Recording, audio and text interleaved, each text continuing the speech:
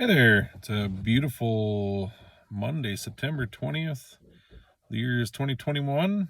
This is the average Albertan, and today may have well been, or may still be, the most important day in Canadian history. In the 21st century, anyways. I suppose one shouldn't embellish too much. Today is the day that we choose our new leader or oppressor. So hopefully everyone got out there and made the choice that they felt was best for them. There seemed to be a lot of bullying, a lot of coercing, a lot of guilting going on. You know, people saying, well, you have to vote Conservative or else it's a vote for the Liberals. If you vote for the Maverick or PPC or Independent or whoever you feel you should vote for, then that's wrong. Well, no, it's wrong to tell people who to vote for. That's wrong. It's not wrong to support a certain party. It's not wrong to tell people that certain parties hold certain values. But in Canada, it is wrong to coerce another citizen into voting for a certain party. And this idea that we only have two parties to vote for it's insanity. You know, this country was built on the premise that every citizen will have the opportunity to vote for a representative that they felt best suited them, their family, their community, and was going to act in their best interest in Ottawa. It wasn't about voting someone out because they were doing a shittier job, and it certainly wasn't about, voting for this guy because if he doesn't win, then this guy might get back in. It was designed for everyone to have an equal say. So hopefully that's how everybody went into the polls today and during early polling. Because if not, then that's not democracy, and that's not what this country was built on, okay? That said, just in my personal opinion, the big two parties in the lead seem to have very similar platforms. Both for mandatory vaccinations, both for carbon tax, both for further firearms regulations, both for further environmental regulations, both for furthering the agenda that most people seem to be against right now. So I'm not too sure where the logic comes that having one or the other, as they both seem to be the same, would be beneficial. But anyways, hopefully at the end of the day, somebody ends up getting into Ottawa with some common sense, and they can stand up for people that believe that freedom is important and that it's worth fighting for, because it is. I'd like to quickly, on a side note, mention an Alberta-specific issue. Rachel Notley came out publicly and demanded that Jason Kenney set aside funds to grant $25,000 to every small business that chooses to enforce the Vax Passport.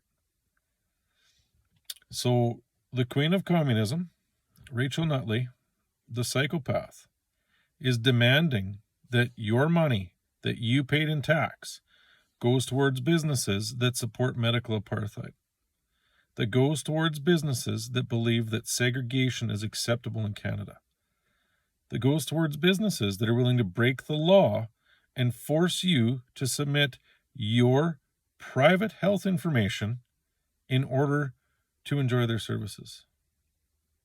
That is disgusting. That is despicable. And that shows us once again that it doesn't really seem to matter what logic would dictate.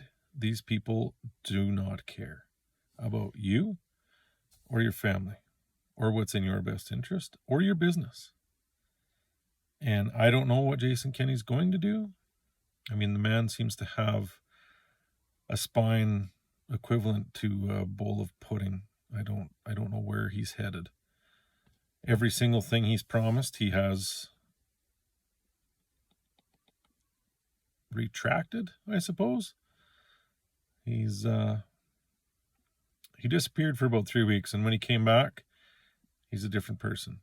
I don't know where he went, don't know who he was in meetings with, but wherever he was given a very different mandate on how to rule this province. So we're seeing the effects of that with this week's regulations that only hurt those that have been working through this whole goddamn thing.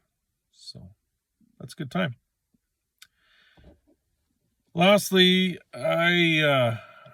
something has come to my attention that, well, not just now, but it's become more and more obvious that the divisiveness in this country is reaching new heights. Friends are attacking friends for their status on a medical procedure. Families are alienating members of families. Companies are firing employees. Nurses are being ostracized, alienated, fired for not believing the same thing that the government wants them to believe. So just remember, when you're handing someone their termination notice because they haven't been vaccinated, when you're yelling at your neighbor because they haven't been vaccinated, when you're standing on your pulpit of virtue signaling moral highness, just remember that the people that are telling you to do this are not experts. They're paid government employees. Dina Hinshaw has never practiced medicine. She's been a medical officer of health in the province of Alberta from the day she graduated. The same with Teresa Tam. I don't know Bonnie Henry, but I'm sure the story is the same with her. These people went to school. They obviously were intelligent. They obviously achieved what they wanted to achieve in school. But then they became employees of the government. They don't have real world experience. They've never done emergency response drills. They've never dealt with any sort of disease control. They've never treated patients. They're not molecular biologists. They're not immunologists. They're not virologists. They're not scientists of any kind. They're not even practicing doctors. We have thousands of practicing doctors, scientists, and the like screaming out warnings all over the world saying that this is wrong, that we're doing more harm than good. But yet some of you just choose to believe that that information is wrong, even though it's coming from people that have actually experienced what they're trying to get across. I don't have an understanding, or I don't have a solution for it, but what we need to do as Canadians, Western Canadians especially, is to not let them divide us. I guess instead of preaching at some of these people, maybe we have to listen to them and try to explain our side of it, try to explain why medical segregation is wrong, and try to explain why freedom is worth upholding, why our Constitution is worth upholding, and why our Charter of Rights and Freedoms is worth upholding. Hopefully that'll help. Take care.